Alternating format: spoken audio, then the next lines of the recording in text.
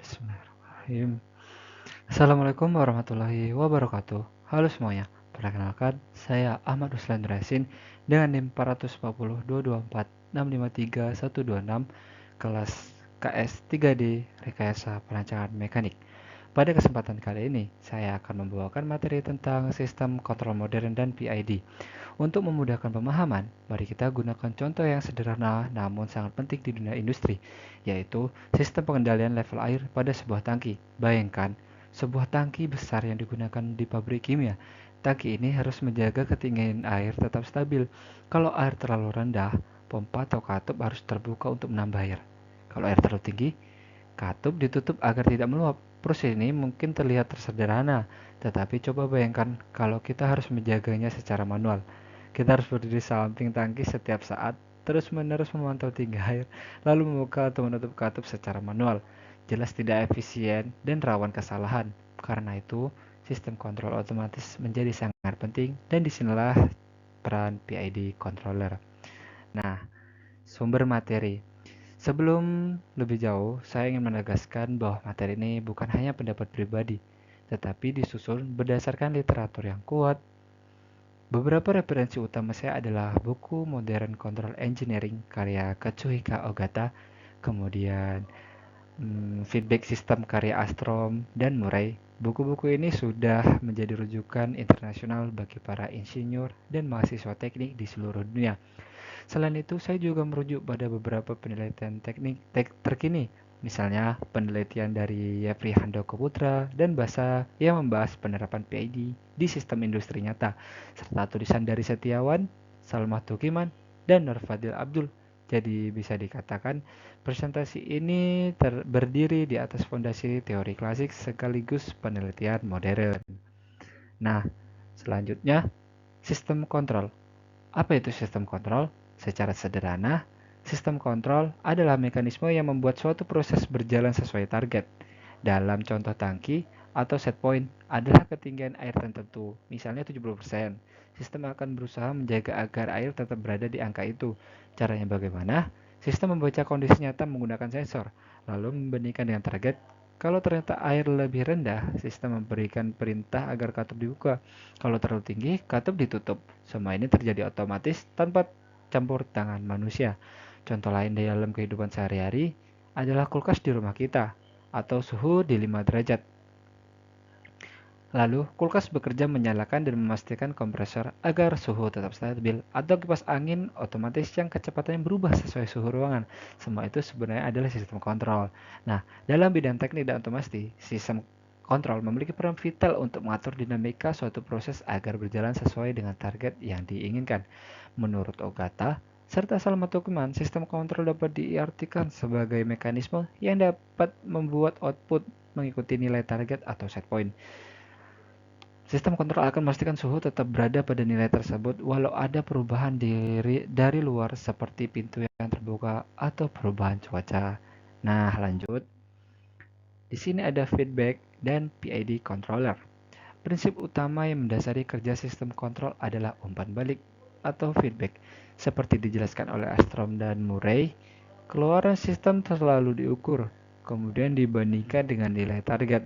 Selisih dari perbandingan ini disebut error, dan error tersebut digunakan oleh pengendali atau disebut controller untuk memberikan aksi koreksi. Dengan adanya mekanisme ini, sistem mampu menyesuaikan dirinya secara otomatis meskipun tanpa gangguan. Nah, prinsip utama dalam sistem kontrol adalah umpan baliknya. Umpan balik itu sistem selalu membaca outputnya, lalu menggunakan sebagai dasar untuk mengoreksi diri. Contoh dalam tangki air, sensor membaca ketinggian air, lalu hasil bacaan dibandingkan dengan target. Jika ada perbedaan atau error, controller mengirim sinyal untuk membuka atau menutup katup. Nah, PID controller. Prinsip dasar PID menjelaskan bahwa aksi proporsional berfungsi memperbaiki error secara langsung. Semakin besar error, maka semakin besar pula aksi kontrol. Aksi integral mengakumulasi error sepanjang waktu untuk menghilangkan kesalahan jangka panjang atau offset yang tidak bisa diatasi hanya dengan proporsional saja. Sedangkan aksi derivatif berfungsi memprediksi arah perubahan error sehingga sistem menjadi lebih stabil, tidak mudah berosilasi, dan mampu bereaksi lebih cepat terhadap perubahan yang mendadak. PID controller adalah salah satu metode feedback yang paling populer di dunia. Kenapa populer? Karena sederhana, praktis, dan efektif. PID terdiri dari 3 aksi utama seperti yang udah aku jelasin tadi. Next, tujuan sistem kontrol. Tujuan sistem kontrol sendiri, sebagaimana dijelaskan oleh Setiawan dan Basa, adalah untuk menjaga kestabilan, memastikan proses berjalan sesuai target, serta tetap mampu bekerja meskipun ada gangguan. Penerapan sistem kontrol dapat dijumpai dalam kehidupan sehari-hari maupun dalam dunia industri, mulai dari AC dan water heater untuk mengatur suhu, boiler untuk menjaga tekanan, motor listrik untuk mengatur kecepatan, hingga tangki industri untuk mengatur level air. Tujuan utama sistem kontrol itu adalah menjaga stabilitas. Kalau kita kembali ke contoh tangki tadi, tujuannya adalah menjaga level air tetap sesuai target. Tanpa sistem kontrol, air bisa meluap atau habis tanpa kita sadari. Tapi bukan hanya air, di industri sistem kontrol dipakai untuk menjaga tekanan dalam boiler, mengatur suhu dalam reaktor kimia, atau mengendalikan kecepatan motor listrik. Bahkan dalam kehidupan sehari-hari pun kita tidak bisa lepas dari sistem kontrol, mulai dari AC di rumah, sistem pengereman ABS di kendaraan, dan lain-lain. Intinya, kontrol itu ibarat pengawas setia yang selalu bekerja tanpa henti agar proses berjalan aman dan efisien.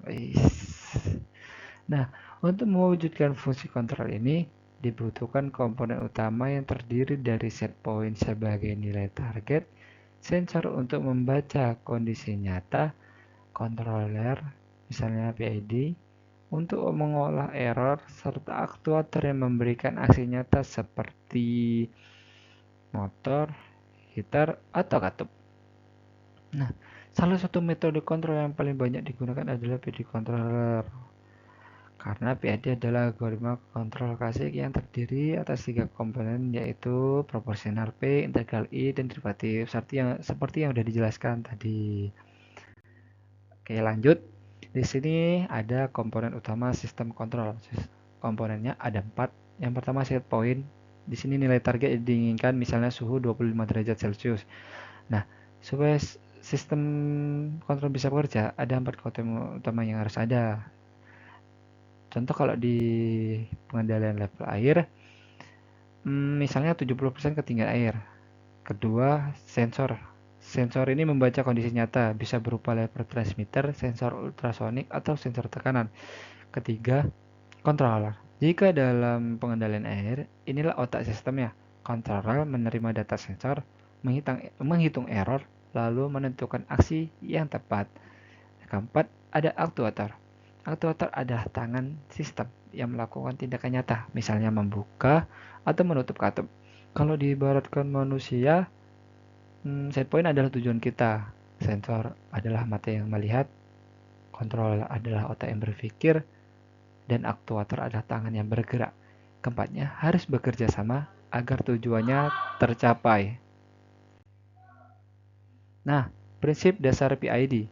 Prinsip dasar PID menjelaskan bahwa aksi proporsional berfungsi memperbaiki secara langsung. Semakin besar error, maka semakin besar pula aksi kontrol. Aksi integral mengakumulasi error sepanjang waktu untuk menghilangkan kesalahan jangka panjang atau offset yang tidak bisa diatasi hanya dengan proporsional saja. Sedangkan aksi derivatif berfungsi memprediksi arah perubahan error sehingga sistem menjadi lebih stabil, tidak mudah berosilasi, dan mampu bereaksi lebih cepat terhadap perubahan yang mendadak. Ketiga aksi ini saling melengkapi. Kalau hanya P saja, sistem bisa cepat tapi kurang akurat. Kalau hanya I saja, sistem akurat tapi lambat. Kalau hanya D saja, sistem jadi stabil tapi tidak bisa menghilangkan error. Kombinasi P, I, dan D lah yang membuat sistem menjadi cepat, akurat, dan stabil sekaligus. Oke, kemudian kelebihan dan kekurangan PID. PID controller memiliki kelebihan beberapa kesederhanaan, mudah diterapkan, serta tidak memerlukan model matematis yang terlalu rumit, sehingga banyak digunakan di industri proses.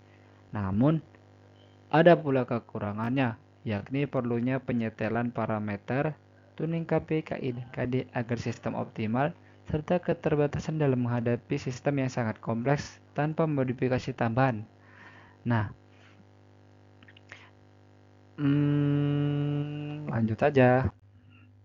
Contoh PID pada sistem level air. Contoh sederhana pengendalian level air dalam tangki industri kimia. Nah, dalam kasus ini set point adalah tinggi permukaan air yang diinginkan. Kayak yang tadi kita jelaskan. Maksudnya saya jelaskan tadi, sensor, misalnya flow meter atau level transmitter digunakan untuk mengukur ketinggian air.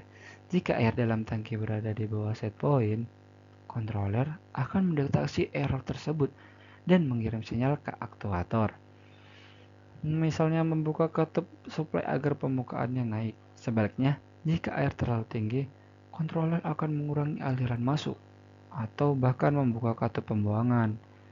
PID bekerja menjaga error sekecil mungkin. Proporsional memperbaiki kesalahan secara langsung, integral memastikan tidak ada offset, ketinggian air yang menetap, dan derivatif membantu meredam perubahan mendadak sehingga level air tidak naik turun berlebihan. Mari kita perdalam kasus tangki air ini ya. Oke, katakanlah set point kita 70%. Sensor membaca kondisi nyata, ternyata air turun ke 60% nih. Controller mendeteksi error sebesar 10%. Apa yang terjadi? Apa coba? Aksi proporsional langsung membuka katup lebih besar, lebih lebar, dan lebih besar. Tapi bagaimana kalau air tidak kunjung sampai 7%, melainkan berhenti di 68%? Di sini, aksi integral mulai bekerja. Ia akan terus menambah koreksi sampai benar-benar 70%. Lalu bagaimana kalau air tiba-tiba naik cepat karena pompa terlalu kuat? Nah, aksi derivatif memperlambat koreksi supaya tidak terjadi overshoot yang bisa membuat air malah meluap ke 75% atau lebih. Dengan kombinasi PID sama seperti tadi, level air bisa dijaga stabil, tidak mudah berfluktuasi, tutut naik turun, dan tetap aman. Tanpa PID, permukaan air bisa naik turun liar dan sangat berbahaya dalam dunia industri. Maka dari itu, PID ini sangat berguna banget, teman-teman. Nah, kesimpulannya, dengan demikian, dapat dipahami bahwa prinsip dasar PID bukan hanya konsep matematis, melainkan benar-benar digunakan dalam aplikasi nyata, seperti pengaturan level, air, suhu, tekanan, dan kecepatan. Karena kesederhanaannya, PID menjadi metode kontrol yang paling populer di dunia industri hingga saat ini. Sebagai kesimpulan, mari kita rangkum poin-poin utama. Sistem kontrol adalah Pertama, sistem kontrol adalah mekanisme yang menjaga proses sesuai target dengan bantuan feedback. PID adalah metode kontrol yang paling populer karena kesadaran dan keefektifannya. Contoh sederhana pengendalian level air pada tangki industri menunjukkan bagaimana PID bekerja. Proporsional memperbaiki error langsung, integral menghapus error jangka panjang, dan derivatif membuat sistem lebih stabil. Karena alasan inilah, lebih dari 90% sistem kontrol di dunia industri masih menggunakan PID atau variasinya. Dari sistem kecil seperti mesin kopi otomatis hingga sistem besar seperti turbin pembangkit listrik, PID tetap menjadi pilihan utama, boy. Maka tidak berlebihan kalau kita menyebut PID sebagai jantung dari sistem kontrol modern. Nah, slide terakhir. Thank you. Terima kasih atas perhatian. Melalui materi ini, saya semakin menyadari bahwa sistem kontrol bukan hanya teori, tetapi nyata hadir di kehidupan sehari-hari dan menjadi fondasi penting bagi kemajuan teknologi industri. Mungkin itu saja yang dapat saya presentasikan pada materi ini. Jika ada salah kata, saya mohon maaf. Kepada Allah, saya mohon ampun. Wabillahi taufiq wal hidayah. Wassalamualaikum warahmatullahi wabarakatuh. Sekali lagi, terima kasih. Bye-bye.